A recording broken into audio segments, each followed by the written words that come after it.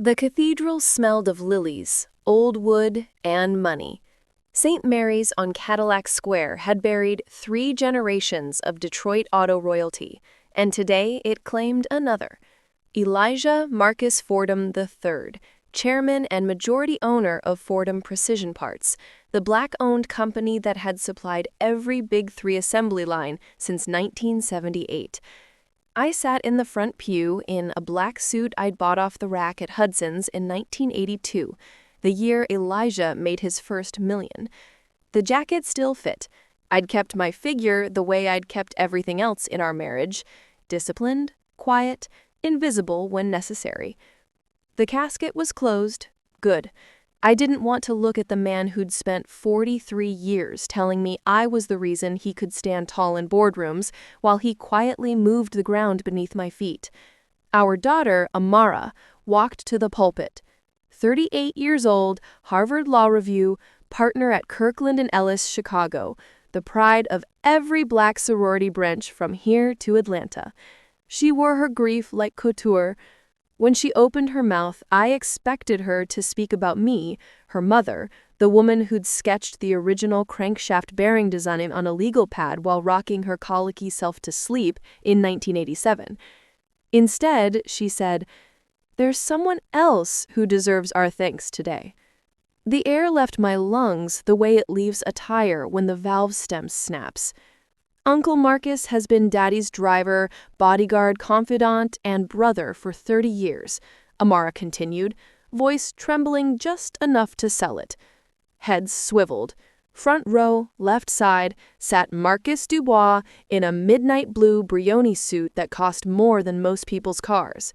He stood, 6'4", former Michigan State linebacker gone slightly to seed. Eyes wet. People clapped. A few murmured amen. I did not clap. I knew every inch of Marcus Dubois. I'd signed his Christmas bonus checks. I'd watched him carry Elijah's briefcase, and later, Elijah's secrets. When the casket rolled out to the hearse, Marcus walked directly behind Amara like he belonged there, like he was family.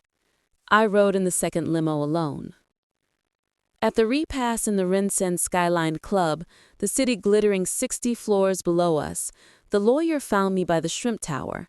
"Mrs. Fordham, we need to read the will now. Family only." I almost laughed. Family only. The conference room overlooked the river. Windsor, Canada looked close enough to touch. Elijah used to say Detroit was the only American city where you could see the future across the water. I never understood what he meant until today. The lawyer, Reginald Tate III, Tate and Associates, white shoes, old money, handled every black fortune in the city, opened a leather folder. "Elijah revised this 18 months ago," he began. "To my wife, Valerie Renee Fordham, I leave the house on Balmoral Drive, the 2018 Cadillac Escalade, and the sum of $2 million, free of estate tax." $2 million. After 43 years. After I personally designed the ceramic coating that saved the company during the 2009 crash. $2 million was what Elijah paid for a vintage Duesenberg at auction last year. Reginald kept reading. "To my trusted friend and driver Marcus Antoine Dubois, I leave my majority voting shares in Fordham Precision Parts, 55%, the Grosse Pointe Shores estate, the fishing cabin in the UP, and the remainder of my personal accounts." The room tilted. Amara didn't blink. She'd known. Marcus let out a soft, theatrical sob.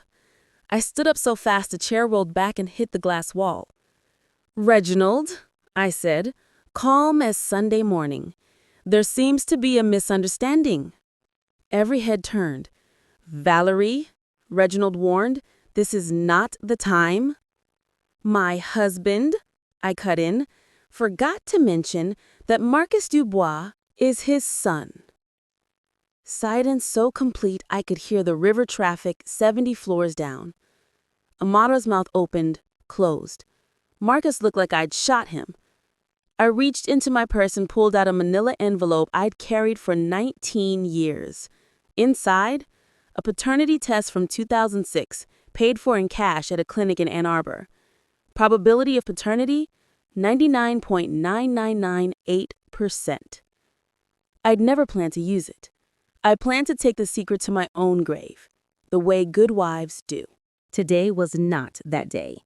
Page 7, I said, sliding it across the table. And while we're clarifying biology, let's talk about the patents. I laid down the second folder. Thick, color-coded tabs. Between 2008 and 2022, Elijah transferred 12 of my patents. My name is on every single filing to shell companies in Nevada.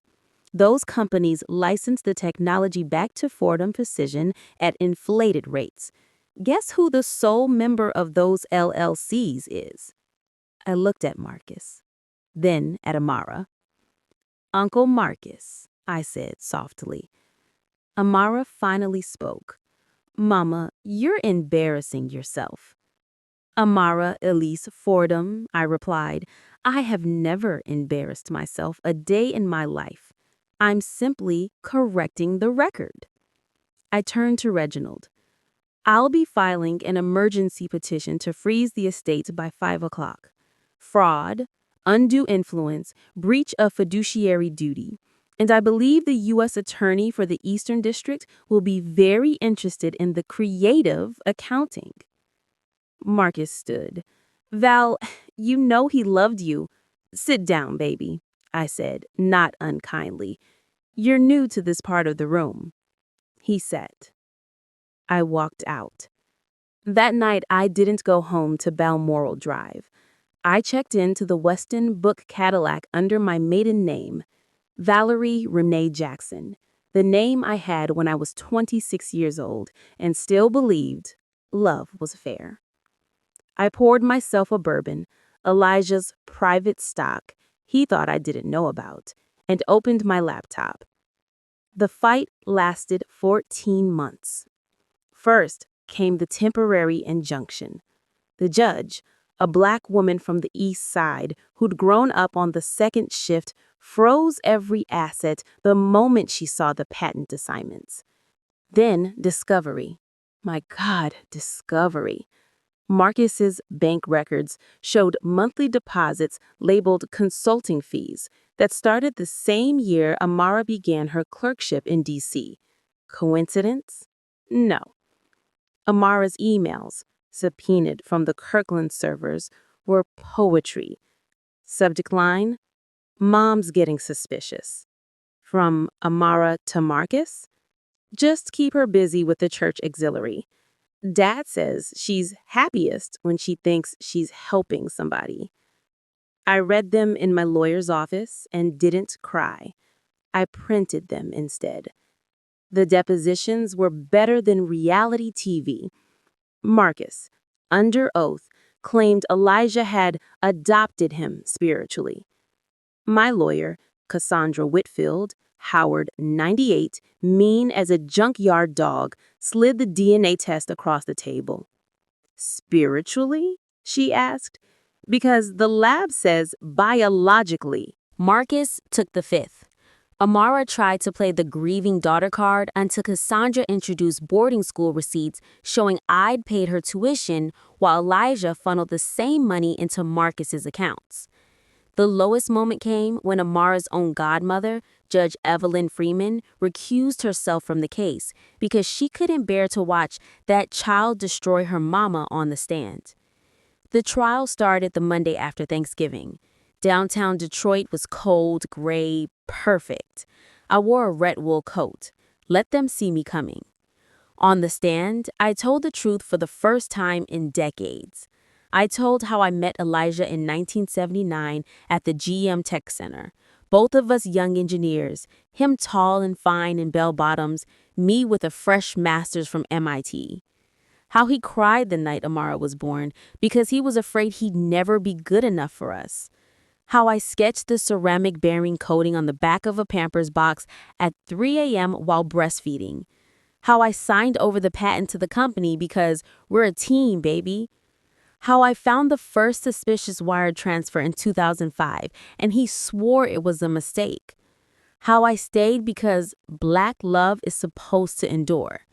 The jury 8 women, 4 men, half from the city, half from the suburbs, cried with me.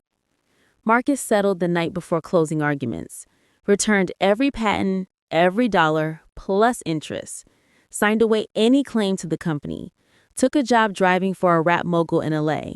Last I heard, he was carrying somebody else's bags again. Amara fought to the end. She lost. The judge awarded me 100% of the company, the Grosse Pointe house, which I sold the next week, and 8 figures in damages.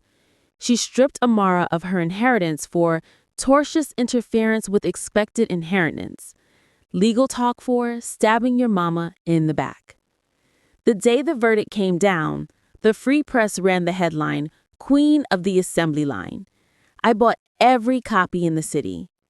3 years later, Fordham Precision is mine, really mine. I sit in the chairman's office on the 39th floor of the Renson, windows facing the river, same view Elijah loved. We're fully electric now. My new ceramic graphene coating powers half the EVs rolling off the line in Michigan. Stocks up 380%. I hired my nieces and nephews straight out of college. The cafeteria serves my sister's macaroni on Fridays. Amara lives in Chicago. She left Kirkland, took a job at a boutique firm doing pro bono foreclosure defense. She calls on my birthday, leaves voicemails I don't return. One day I might. Not today. Last month, I drove out to the old house on Balmoral. New owners painted it butter yellow. Kids' bikes on the lawn. I sat in the car and smiled. Some things are meant to be passed on. I still have the red coat. I wear it when I need reminding. Yesterday, a reporter asked me if I ever think about forgiveness. I told her, forgiveness and ownership are 2 different balance sheets. Then I got in my new car, Fordham Edition F-150 Lightning, prototype, matte black, and drove home to the loft I bought downtown. Riverview, top floor, no ghosts. Some nights I pour a finger of bourbon, put on Aretha, chant of fools usually, and dance barefoot across 1,200 square feet that belong, finally, only to me. The cathedral bells still ring on Sunday mornings. I hear them from my balcony. I don't bow my head anymore. I just smile and keep building.